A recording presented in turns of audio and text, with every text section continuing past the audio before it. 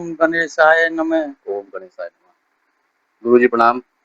हाँ जी, हाँ, सौरभ जी बताइए। जी, तो जैसे आपने पिछले भागों में बताया कि पहले हाउस की शिक्षा या दूसरे हाउस की शिक्षा, तीसरे हाउस की शिक्षा से हम क्या देखते हैं, उसी प्रकार से चौथे भाव से भी शिक्षा देखी जाती है, पंचम भाव से भी शिक्षा देखी जाती है, इसी प्रकार छठे भाव, सातवां भाव, आठवां भाव से भी शिक्षा देखी जाती है। सौरभ जी, आपने बहुत ही सुंदर प्रश्न किया है।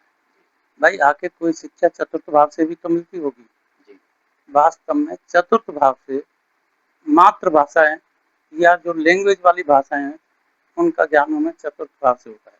और जो माध्यमिक लेवल तक की शिक्षा होती है, वह हम चतुर्थ भाव से देखते हैं। जैसे हम कह देते हैं किसी व्यक्ति ने इंटरमीडिएट किया है, लेकिन आगे नहीं पढ़ पाया, तो वह चतुर्थ भाव से देखी जाएगी। और लैंग्वेज जितनी भी देखी जाती हैं कि जैसे कई लोग हिंदी जानते हैं, इंग्लिश जानते हैं, संस्कृत जानते हैं, पंजाबी जानते हैं, अंग्रेजी जानते हैं, फ्रेंच भी जानते हैं, वो चतुर्थ भाव से देखी जाती है। ओके। तो चतुर्थ भाव का महत्व शिक्षा में होता है, बेसिकली लैंग्वेज वाली शिक्षा में होता है, जिसे हम जबान से बोलते हैं, उस शिक्षा से होता है। मतलब कितनी भाषाओं का ज्ञान आपको होगा? कितनी भाषाओं का ज्ञान आप कर सकते हो, उसको जितने ग्रह देख रहे होंगे, उसके कारक को जितने ग्रह देख रहे होंगे, उतने ही तरह की शिक्षा आप ले सकते हैं। लेकिन में जो बली होगा, मातृभाषा के अतिरिक्त वह भाषा आप ज़्यादा स्पष्ट होगी और ज़्यादा उसके निपुण व्यक्ति आप बनोगे। ठीक है। पंचम भाव से स्नातक लेवल की शिक्षा देखी जाती है, जिसे हम कॉलेजों में प्राप्त करते हैं, जिसके लिए आजकल हम सब लोग मेहनत करते हैं, बच्चे को पढ़ाते हैं, फिर उसे कॉलेज में भेजते हैं। पंचम भाव की शिक्षा स्नातक लेवल की शिक्षा को बताती है। ये आप नोट कर लें।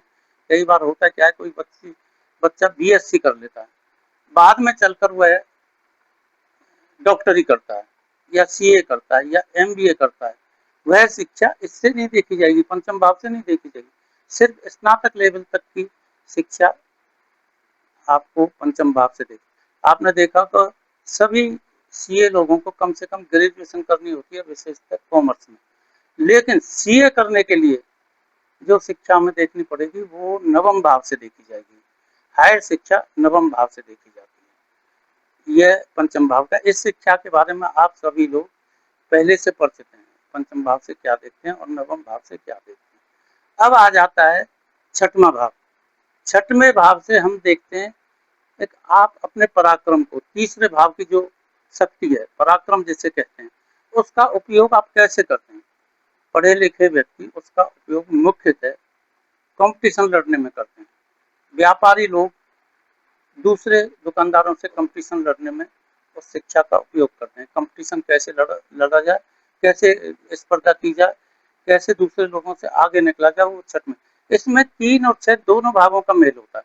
उदाहरण के लिए सचिन तेंदुलकर ने शिल्पकारी शिक्षा अर्थात क्रिकेट की शिक्षा तीसरे भाव से सीखी, जिसके बारे में मैं बता सकता हूँ। लेकिन उसका सही प्रॉपर यूज करना, दुश्मन को दबा देना, दुश्मन से आगे निकल जाना, वो छठवें भाव की शिक्षा